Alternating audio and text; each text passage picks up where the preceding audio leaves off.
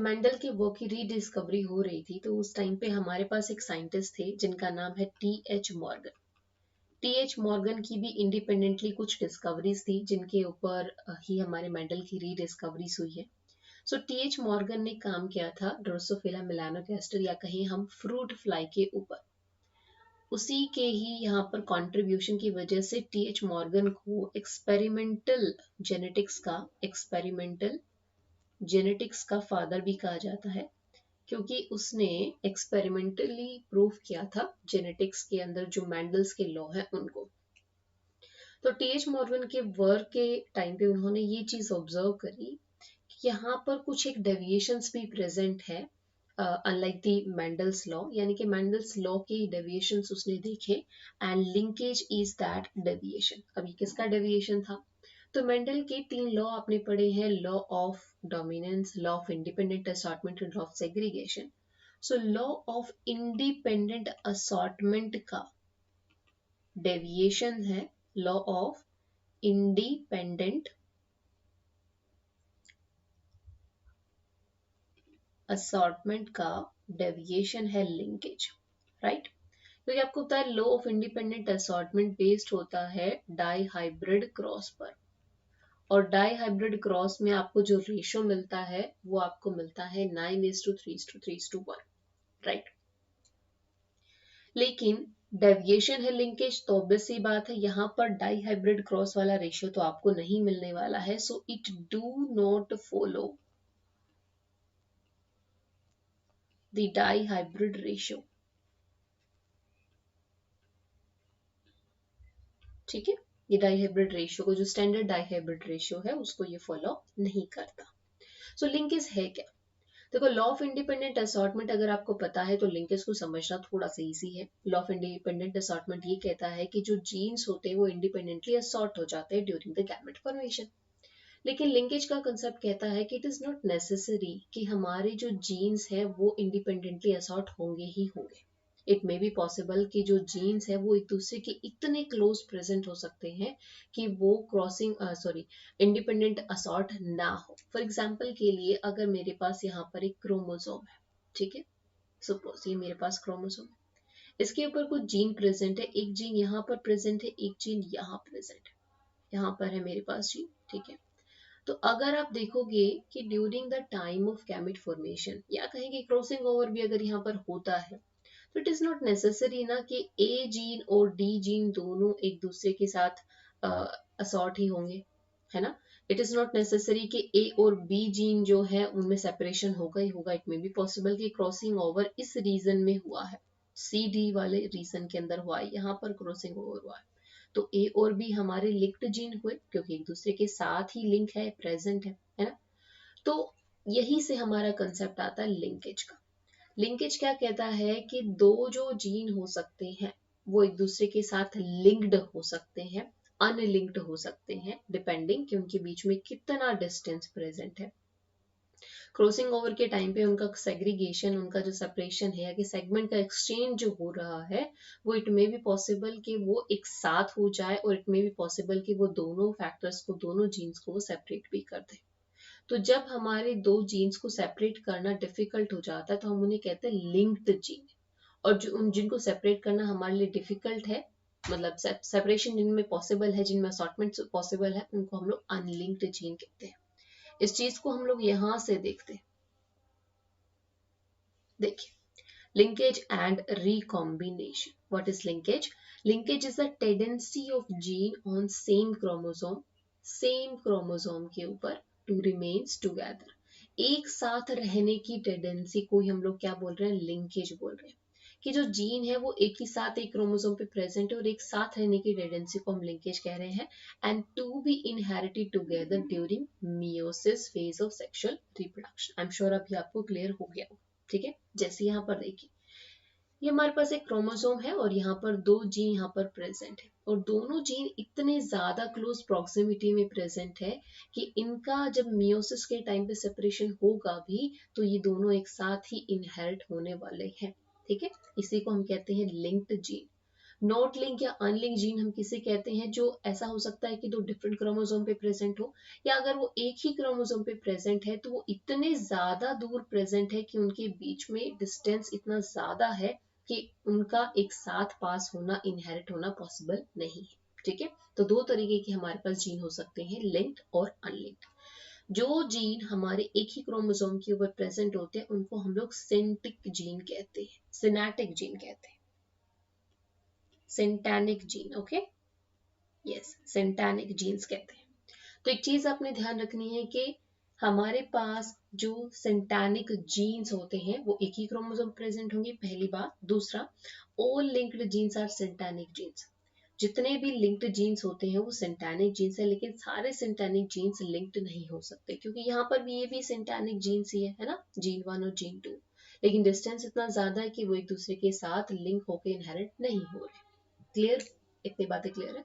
Okay जी। Now हम समझते हैं लिंकेज के बारे में कुछ और इम्पोर्टेंट चीजें, क्योंकि लिंकेज से ही कहीं ना कहीं हमारा रिकॉम्बिनेशन जुड़ा हुआ है। ठीक है, तो पहली चीज हमने क्या पढ़ी, लिंकेज है क्या, लिंक्ड जीन किस तरीके से आपका काम कर रहा है। देन हमने पढ़ा कि सिंटैनिक जीन्स जो होते हैं, सिंटैनिक ग्रुप हमारे लिंक्ड जीन के अंदर आते हैं, बट सारे सिंटैनिक को हम लोग नहीं बोल सकते। देन हमें ये ध्यान रखना है, जो अभी मैंने बात कही कि strength of linkage is always inversely proportional to distance in between the genes, यानी कि distance in between genes। Genes के बीच में जितना ज्यादा डिस्टेंस होगा उतना लिंकेज की पॉसिबिलिटी रिड्यूस हो जाएगी, जितना कम डिस्टेंस होगा उतना ज्यादा लिंकेज के चांसेस आपको देखने को मिलेंगे। ठीक है, वहीं क्रॉसिंग ओवर, जिसकी वजह से हमें रिकॉम्बिनेशन देखने को मिलता है, रिकॉम्बिनेशन का मतलब नया कॉम्बिनेशन, तो crossing over is directly proportional to distance. ओहो हो, यस, डायरेक्टली प्रोपोर्शनल होगा ना, तो 1/n नहीं होगा, इनवर्सली होगा। Okay, directly proportional to distance between genes, right? yes, तो दो हमारे पास कंसेप्ट है। पहला, strength of linkage is inversely proportional to distance in between genes and crossing over is directly proportional to distance between genes। ठीक है, अब linkage आपका दो तरीके का हो सकता है कि लिंकेज कंप्लीट लिंकेज हो रहा हो। कंप्लीट लिंकेज का मतलब दो जो जीन है वो 100% प्रोबेबिलिटी है कि वो एक साथ ही इनहेरिट होने वाले, है ना। हो सकता है कि लिंकेज कंप्लीट नहीं हो रहा है, इनकम्प्लीट लिंकेज। कैसा लिंकेज है? इनकम्प्लीट लिंकेज, यानी कि उसके अंदर कुछ नए कॉम्बिनेशन भी देखने को मिल सकते हैं। जैसे हमने कहा कि लिंकेज का हमेशा जो स्टैंडर्ड हमारा 9:3:1 डाईहाइब्रिड जो रेशियो होता है उसके कंपैरिजन में हमें डेविएशन देखने को मिलेगा। क्या डेविएशन होगा? कंप्लीट लिंकेज में तो सिर्फ और सिर्फ आपको पेरेंटल कॉम्बिनेशन ही देखने को मिलेगा, इसमें F1 जनरेशन के अंदर। ठीक है, आपके पास जो जनरेशन आएगी उस जनरेशन में आपको सिर्फ और सिर्फ पेरेंटल कॉम्बिनेशन देखने को मिलेगा। पॉसिबल है ना, क्योंकि वहां पर कंप्लीट लिंकेज हो रहा है, कोई नया कॉम्बिनेशन बन ही नहीं रहा है, रिकॉम्बाइन हो ही नहीं रहा है। इनकम्प्लीट लिंकेज में हमें क्या देखने को मिलता है कि यहाँ पर रिकम्बाइंड भी मिलेगा, यानी कि रिकॉम्बिनेशन भी देखने को मिलेगा, न्यू जीन कॉम्बिनेशन भी देखने को मिलेगा, प्लस यहाँ पर पेरेंटल टाइप भी होगा। बट फर्क क्या होगा?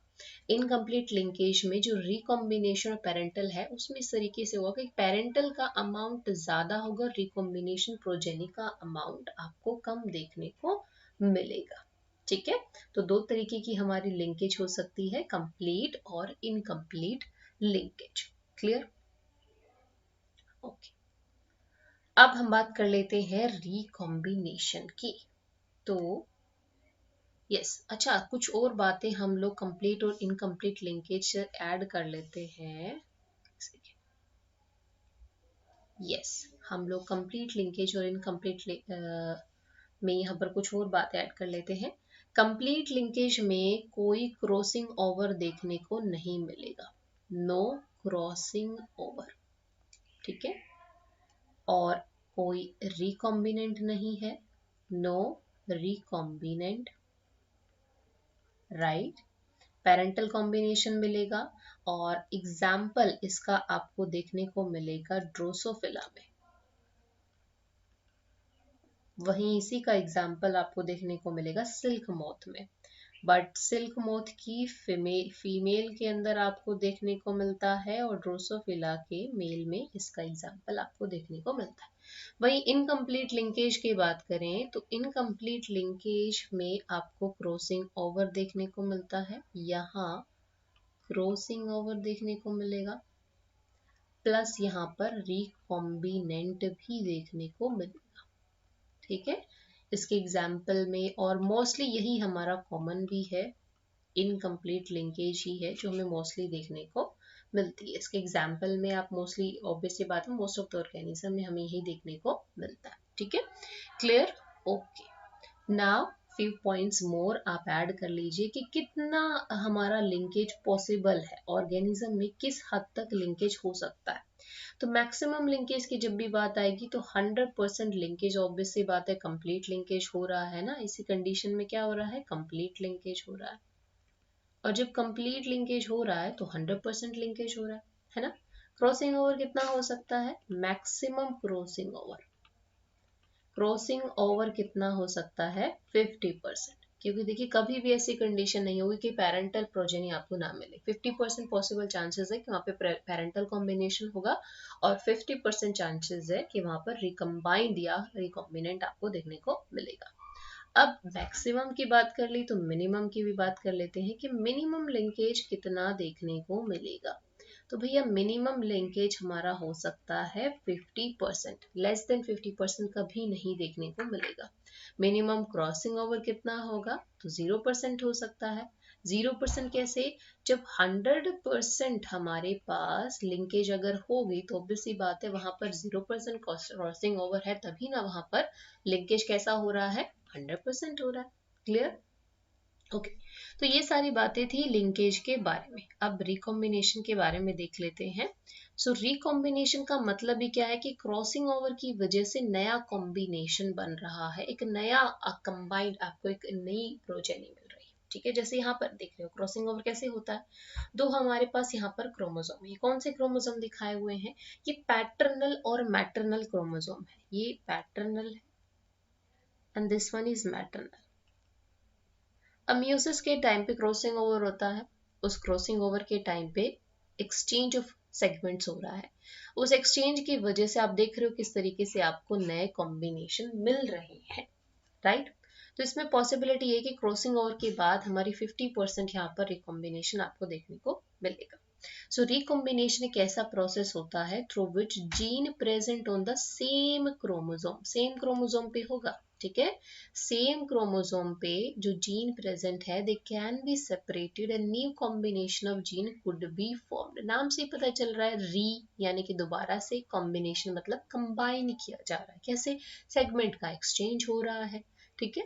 It is caused by a physical exchange between paired homologous chromosome. ये बातें आपने ध्यान रखनी है। पहली चीज कि यहाँ पर सेम क्रोमोसोम है, उनके सेगमेंट एक्सचेंज हो रहे हैं और होमोलोगस क्रोमोसोम के सिस्टर क्रोमैटिड या नॉन सिस्टर क्रोमैटिड के बीच में एक्सचेंज हो रहा है। In the prophase of first meiotic division after chromosome have duplicated, यानी कि क्रॉसिंग ओवर की वजह से, ठीक है। तो यहाँ पर आपका रिकॉम्बिनेशन के लिए क्लियर हो गया होगा। आप इमेज में भी देख पा रहे हो किस तरीके से रिकॉम्बिनेशन होता है। अब ये एक इम्पॉर्टेंट पॉइंट है जो एग्जाम में भी हो सकता है कि एमसीक्यू फॉर्म में आपके एग्जाम में आ जाए। Inversions are considered as cross over suppressor. Inversions जो होते हैं, आपने पढ़ा होगा कि हमारे पास क्रोमोसोमल एब्रेशंस होती हैं, एबनॉर्मलिटीज होती हैं, कुछ क्रोमोसोम के अंदर चेंजेस होते हैं, डिलीशन होना, डुप्लीकेशन होना, इन्वर्जन होना। सो इन्वर्जन जिसमें 180 डिग्री पर वो रोटेट करता है, सो इन्वर्जन को क्रॉस ओवर का सप्रेसर भी कहा जाता है, क्योंकि यहाँ पर जो पेयरिंग और क्रॉसिंग ओवर हो रहा है that do occur in inversion heterozygote but the gamete having crossover product are lethal, ठीक है, क्लियर, ओके।